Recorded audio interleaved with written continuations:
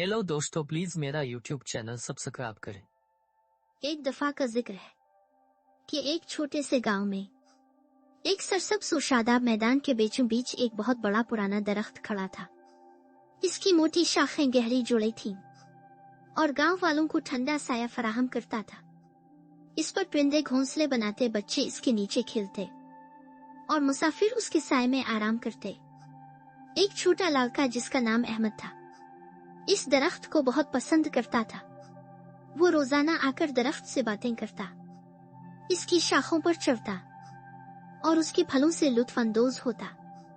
दरख्त भी अहमद को दोस्त की तरह प्यार करता था और इसे देखकर हमेशा खुश रहता था। जैसे जैसे वक्त गुजरता गया, अहमद बड़ा होता गया। वो अपनी पढ़ाई में मसरूफ हो गया और दरख्त पर आना जाना कम हो गया। दरख्त ने इसे याद किया लेकिन खामोश रहा। इसके वापस आने का इंतजार कर रहा था। एक दिन अहमद परेशान देखकर वापस आया। दरख्त इसे देखकर बहुत खुश हुआ और पूछा, क्या हुआ मेरे प्यारे दोस्त, तुम उदास लग रहे हो? अहमद ने आह भरी और कहा, मुझे अपनी पढ़ाई के लिए किताबें खरीदने के लिए पैसों की जरूरत है, लेकिन मुझे नहीं मालूम कि ये कहां से हासिल करूं। दरख्त ने मुस्कुरा कर कहा, मेरे प्यारे अहमद, तुम मेरे फल लेकर बाजार में बेच सकते हो। तुम्हें अपनी किताबों के पैसे मिल जाएंगे। अहमद की आंखें चमक उठी। इसने जल्दी से फल तोड़कर बेच दिया। पैसों से इसने अपनी किताबें खरीदे और दरख्त का शुक्रिया अदा किया। दरख्त मदद करने पर खुश था।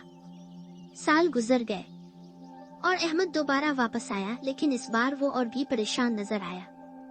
दरख्त ने पूछा, मेरे दोस्त क्या बात है? अहमद ने जवाब दिया, मैं अपने खानदान के लिए एक घर बनाना चाहता हूँ, लेकिन मेरे पास इतनी लकड़ी नहीं है।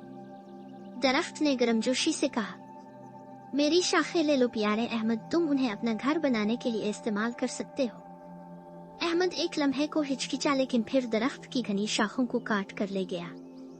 दरख्त खुश था कि वो मदद कर सकता है, लेकिन अब इसके पास परिंदों और मुसाफिरों को साया देने के लिए कोई शाखें बाकी नहीं थी। मजीद साल गुजर गए और अहमद बूढ़े आदमी की तरह लौट आया। दरख्त ने, जो अब कमजोर और नंगा था, इसे पहचान लिया और कहा, मेरे प्यारे अहमद, अब तुम्हें क्या चाहिए? अहमद ने उदास आवाज में जवाब दिया, मैंने अपनी सारी जिंदगी काम में गुजारी है। अब मैं थक गया हूँ और आराम करने के लिए एक पुरअमन जगह की जरूरत है। दरख्त ने, जो थोड़ी सी ताकत छोड़ी थी, कहा, आओ मेरे दोस्त, मेरी पुरानी मजबूत जुड़ें अभी तक यही हैं, बैठकर मेरे साए में आराम करो। अहमद की आंखों में आंसू आ गए। वो दरख्त के पास बैठ गया, इसके तने से झुक गया और इत्मीनान से आंखें बंद कर ले। हम अक्सर फितरत और अपने प्यारों को कदर की निगाह से देखते हैं, बगैर कुछ वापस किए उनकी मेहरबानी का इस्तेमाल करते हैं। दरख्त की तरह हमारे वालिदैन, बुजुर्ग और माहौल बेलोस जिंदगी भर हमारा साथ देते हैं।